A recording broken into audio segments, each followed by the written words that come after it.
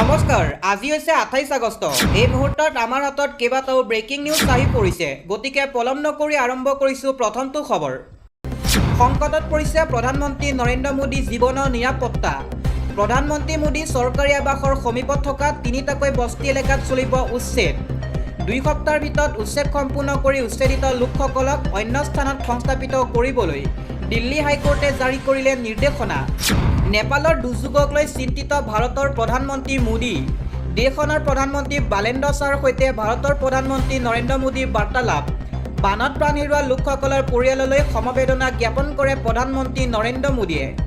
দেশখনলৈ সকলো ধৰণৰ সহায়ৰ আশ্বাস প্ৰধানমন্ত্ৰী মোদীৰ কৰিছিল সুদিত চৰকাৰ উৰ্ফে টুপাই।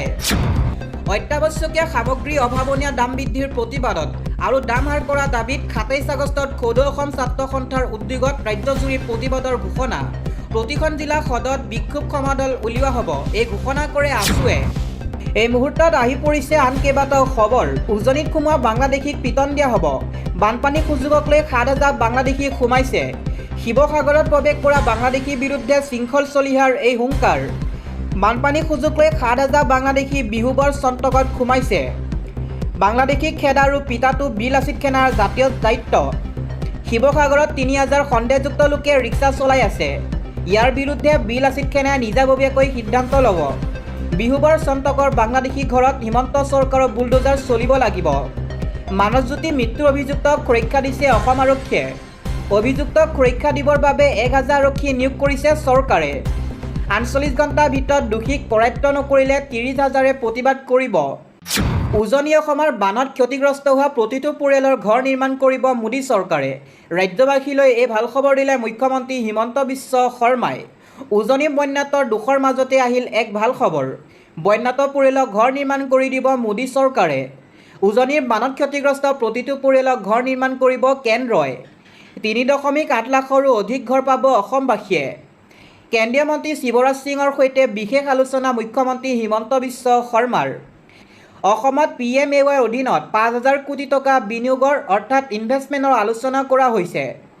উজনিৰ বানপীড়িত লোকক শীঘ্ৰেই দিয়া হ'ব চৰকাৰী ঘৰ। কৃষি উন্নয়নৰ বাবে কেন্দ্ৰৰ পৰা 1,039 কোটি টকা পাব অসমে। এই আলোচনাৰ পিছতে ডাঙৰ মন্তব্য কৰে অসমৰ মুখ্যমন্ত্ৰী হিমন্ত বিশ্ব শৰ্মাই। জাতিগত লোকপিয়লত OBC কিয় নাই? প্ৰধানমন্ত্ৰী মোদীলৈ পত্ৰ প্ৰেৰণ ৰাহুল গান্ধী মল্লিকাৰ্জুন খাৰ্গে। জাতিগত লোকপিয়লত OBC শ্ৰেণী কিয় নাই বুলি প্ৰশ্ন উত্থাপন কৰিছে বিৰোধীয়ে। প্ৰধানমন্ত্ৰী মোদীক এই প্ৰশ্ন মল্লিকাৰ্জুন খাৰ্গে আৰু ৰাহুল গান্ধীৰ। প্ৰধানমন্ত্ৰী মোদীলৈ পত্ৰ প্ৰেৰণ কৰিছে ৰাহুল গান্ধী মল্লিকাৰ্জুন খাৰ্গে। লোকপিয়লত নিজৰ জাতি যি নাম ক'ব সেই নামটোৱে পঞ্জীয়ন কৰা হ'ব। ভাৰতত একেটা জাতি বিভিন্ন অঞ্চলত বিভিন্ন নামেৰে পৰিচিত। একেটা জাতি ভাষা আৰু উপজাতি ভিত্তিত বিভিন্ন নামেৰে পৰিচিত। লোকপিয়লত OBC শ্ৰেণীৰ কোনো পৃথক বিকল্প নাই। OBC ক্ষেত্ৰত ড্ৰপডাউন তালিকা প্ৰস্তুত কৰাৰ দাবী। তেলেংগানা আৰু বিহাৰ চৰকাৰৰ জাতি সমীক্ষাতে ড্ৰপডাউন তালিকা আছে। এখন নতুন আৰু অধিক সঠিক প্ৰশ্নাৱলী প্ৰস্তুত কৰক মোদী চৰকাৰে। ইয়াৰ ফলত লোকপিয়ল অধিক ব্যৱহাৰিক আৰু স্বচ্ছ হ'ব। অসমৰ চৰ-চাপৰি মুছলমানে লোকপিয়লত লিখক অসমীয়া ভাষা। চৰ-চাপৰি মুছলমানে লোকপিয়লত মাতৃভাষা লিখক অসমীয়া। চৰ-চাপৰি মুছলমানসকল ৰাজনীতিৰ দ্বাৰা পৰিচিত নহ'ব। একাংশই বাংলা ভাষা সম্প্ৰসাৰণৰ বাবে পৰিচিত কৰে। চৰ-চাপৰি মুছলমানে ষড়যন্ত্ৰত ভৰি নিদিব। কোনেও মাতৃভাষা বাংলা বুলি নিলিখিব। আমাৰ পূৰ্বপুৰুষে 100 বছৰ আগতে অসমীয়া লিখাৰ সিদ্ধান্ত লৈছিল। 1931 চনতে মাতৃভাষা অসমীয়া লিখাৰ সিদ্ধান্ত লৈছিল। পূৰ্বপুৰুষৰ সিদ্ধান্তত আমি অলৰ অচৰ হৈ থাকিব লাগিব। প্ৰতিগৰাকী অসমীয়া মুছলমানলৈ সৰ্ববৃহৎ এই আহ্বান। চৰ-চাপৰি মুছলমানে কটন কলেজ গুৱাহাটী বিশ্ববিদ্যালয়লৈ অনুদান দিছিল। কোনো চৰ-চাপৰি মুছলমানে বাংলা লিখি ভুল সিদ্ধান্ত নল'ব। বৰপেটাত চৰ-চাপৰি অসমীয়া মুছলমানৰ বাবে সজাগতা সভা অনুষ্ঠিত কৰি এই আহ্বান জনাইছে চৰ-চাপৰি সাহিত্য পৰিষদৰ সভাপতি ডক্টৰ হাফিজ আহমেদে। উচ্চ শিক্ষা প্ৰাক্তন সঞ্চালক ছাদুল্লাহ খান আৰু খবিৰ আহমেদৰো এই আহ্বান। নিশা হোৱাৰ লগে লগে সাজু হৈ পৰে প্ৰশাসনৰ বুলডোজাৰ। মহানগৰীত নিশা হোৱাৰ লগে লগে ৰাজপথত চলিল প্ৰশাসনৰ বুলডোজাৰ। শ শ আৰক্ষী অৰ্ধসামৰিক বাহিনী মোতায়েন কৰা হৈছে উচ্ছেদস্থলীত। ৰাজপথৰ দুয়োকাষে অবৈধভাৱে নিৰ্মাণ হোৱা দোকান পোহাৰত উচ্ছেদ কৰা হৈছে। খানকা দত বজাৰ সংযোগী পথত উচ্ছেদ অভিযান কৰা হৈছে। নিশা খানকাত জিলা প্ৰশাসনৰ বৃহৎ উচ্ছেদ অভিযান। 1 ছেপ্টেম্বৰৰ পৰা চিৰদিনৰ বাবে বন্ধ হ'ব ফাঁচী বজাৰৰ বহু এলেকা। ব্যৱসায়ৰ বাবে বন্ধ হ'ব মহানগৰ ফাঁচী বজাৰৰ বহুকেইটা এলেকা। 1 ছেপ্টেম্বৰৰ পৰা চিৰদিনৰ বাবে বন্ধ হৈ যাব ফাঁচী বজাৰৰ কেইবাটাও পথ। ন' ভেণ্ডিং জনঘোষণা ফাঁচী বজাৰৰ MS পথ আৰু HB পথ। এতিয়াৰ পৰা এই দুটা পথত কৰিব নোৱাৰিব ব্যৱসায়। অত্যাধিক যান-জঁটৰ বাবে সিদ্ধান্ত লৈছে ৰাজ্য চৰকাৰে। সাধাৰণ ৰাইজৰ পাৰ্কিঙৰ বাবে উপলব্ধ হ'ব পথ দুটা। ৰাতি 9 বজাৰ পৰা পুৱা 7 বজালৈ বাহন চলাচল কৰিব পাৰিব পথ দুটাত। নেপালৰ প্ৰলয়ংকাৰী বানত সন্ধানহীন হৈ পৰিছে 105 গৰাকী ভাৰতীয় লোক। 384জন পৰ্যটকক উটুৱাই নিলে প্ৰলয়ংকাৰী বানে। তিব্বতত ডাৱৰ বিস্ফোৰণৰ পিছতেই নেপালৰ উত্তৰ প্ৰান্তত প্ৰকৃতিৰ ধ্বংসলীলা।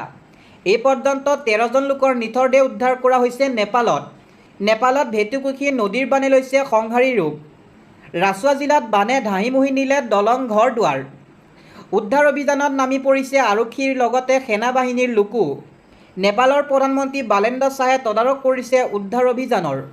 হেলিকপ্টাৰৰ সহায়েৰে আক্ৰান্তক নিৰাপদ স্থানলৈ অনাৰ চেষ্টা কৰিছে নেপাল চৰকাৰে।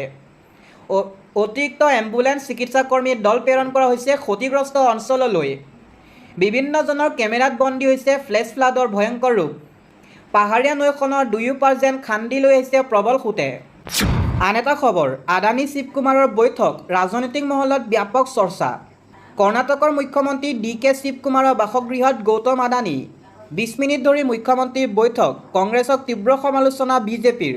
আদানী গ্ৰুপৰ অধ্যক্ষ গৌতম আদানীয়ে দেওবাৰে কৰ্ণাটকৰ মুখ্যমন্ত্ৰী DK শিৱকুমাৰক সাক্ষাৎ কৰে।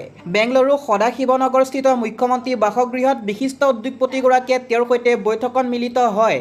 প্ৰায় 20 মিনিট সময়ত তেওঁলোকে বৈঠকত মিলিত হয়।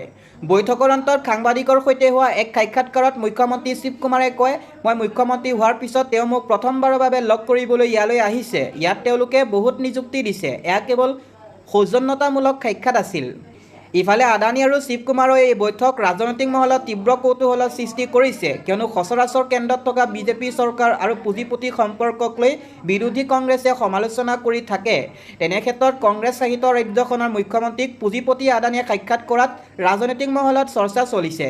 জানিব পৰা মতে আদানীয়ে প্ৰথমে আৰ্ট অৱ লিভিং পৰিদৰ্শন কৰে। তাৰ পিছত তেওঁ মুখ্যমন্ত্ৰীৰ বাসগৃহত উপস্থিত হয়। খবৰ অনুসৰি এই বৈঠকত ৰাজ্যখনত বিভিন্ন বিনিয়োগ সম্পৰ্কত আলোচনা হয়। বেংগালুৰু প্ৰস্তাৱিত সুৰংগ প্ৰকল্প সম্পৰ্কতো আলোচনা হয় বুলি চৰ্চা চলিছে। কৰ্ণাটক চৰকাৰে হেবল আৰু ৰেচম বৰ্ডৰ মাজত প্ৰায় 17 কিলোমিটাৰ দৈৰ্ঘ্যৰ সুৰংগ পথ নিৰ্মাণৰ পৰিকল্পনা কৰি আছে। নিবিদা প্ৰক্ৰিয়াত আদানী এণ্টাৰপ্ৰাইজ লিমিটেডে 22,267 কোটি টকাৰ নিবিদাৰে সৰ্বনিম্ন নিবিদাকাৰী হিচাপে আত্মপ্ৰকাশ কৰিছে। এই বিষয়টোৰ ওপৰতো আলোচনা হোৱাৰ সম্ভাৱনা আছে বুলি চৰ্চা চলিছে। ইয়াৰ উপৰিও তেলেংগানাৰ মুখ্যমন্ত্ৰী ৰেৱন্ত ৰেড্ডীয়ে আদানীৰ সৈতে বিনিয়োগৰ চুক্তিত স্বাক্ষৰ কৰিছিল, যাক লৈ যথেষ্ট বিতৰ্ক সৃষ্টি হৈছিল। এতিয়া কৰ্ণাটকৰ মুখ্যমন্ত্ৰী DK শিৱকুমাৰেও আদানীৰ সৈতে বৈঠকত মিলিত হৈছে। সেয়ে নিশ্চিতভাৱে বিভিন্ন ৰাজনৈতিক নেতাই প্ৰতিক্ৰিয়া দিবলৈ আৰম্ভ কৰিছে। বিজেপি জ্যেষ্ঠ নেতা আশোকে এই বৈঠকক সমালোচনা কৰি কংগ্ৰেছ নেতা ৰাহুল গান্ধীয়ে শিৱকুমাৰক আদানীক সাক্ষাৎ কৰা অনুমতি দিছিল নেকি বুলি প্ৰশ্ন উত্থাপন কৰে। কৰ্ণাটক বিধানসভা বিৰোধী দলপতি অশোকে কয়, কংগ্ৰেছে দিল্লীত আদানীৰ বিৰোধিতা কৰে, আনহাতে কৰ্ণাটকত তেওঁৰ পক্ষত থাকে। এয়া দুমুখীয়া স্থিতি নহয়নে? তেওঁ কয় যে কৰ্ণাটকৰ চৰকাৰে আদানীক ৰঙা দলিচা পাৰি দিব বিচাৰিছে। অশোকে শিৱকুমাৰক ৰাহুল গান্ধীক এই কথা ক'বলৈ আহ্বান জনাইছে যে আদানী এগৰাকী ব্যৱসায়ী আৰু কেৱল ব্যৱসায় কৰি আছে। ইফালে অশোকে ৰাহুল গান্ধীৰ পৰিৱেশ সক্ৰিয়তাক লৈও সমালোচনা কৰে। তেওঁ ৰাহুল গান্ধীক বেংগালুৰুলৈ আহি প্ৰস্তাৱিত সুৰংগ পথৰ দ্বাৰা প্ৰস্তাৱিত হ'ব পৰা লালবাগ বা চাংকে টেংকত গছ এজোপা সাৱটি ধৰিবলৈ আহ্বান জনাইছে। লক্ষণীয় যে বিজেপিয়ে সুৰংগ পথৰ তীব্ৰ বিৰোধিতা কৰি আছে। ইয়াৰ বিৰোধিতাৰে ইতিমধ্যে এজন সাংসদে কৰ্ণাটক উচ্চ ন্যায়ালয়ৰ কাষ চাপিছে।